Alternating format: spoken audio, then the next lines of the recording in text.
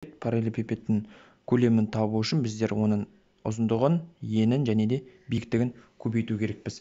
Енді қарап отырсақ, бізде мына параллелепипедтің ішкі жағы жоқ. Қазір біз толықтай параллелепипедтің осыны іші бар деп ойлап, толықтай параллелепипедтің көлемін тауып көреміз.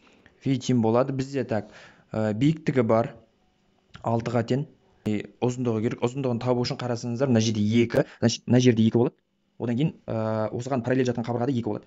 Мынаны былай түсірсеңіздер, мына жердің 4 екені көрінеді, яғни мына жер параллель мына жерге. Одан кейін мына жер 2 болғандықтан, мына жерде 2, значит, мына жерде 2 болады. Сонда ұзындығы бізде барлығын қосатын болсақ, 8-ге тең екені көрінеді. Ұзындығы бар 8-ге тең, және де енді бізге ені керек. Ені ол бізде айтып тұр 2-ге тең, яғни мына қабырғаға параллель жатыр. Сондықтан қабырға ені 2-ге тең болады. Оның көлемін табатын болсақ 96-ға тең. Біз полностью параллелепипедтің ауданын тауып алдық. Енді бізге керегі мынаның ішіндегі параллелепипедтің көлемін тауып алайық, V2-ні тауып алайық. Так, бізде биіктігі бар, биіктігі 3-ге тең. Одан кейін ені бар, ені 4-ге тең, және де ені бізде 2-ге тең, мына жері 2. Мына жері 2 болғандықтан мына қабырғада 2 болады, оған параллель жатқан қабырғада 2-ге тең болады.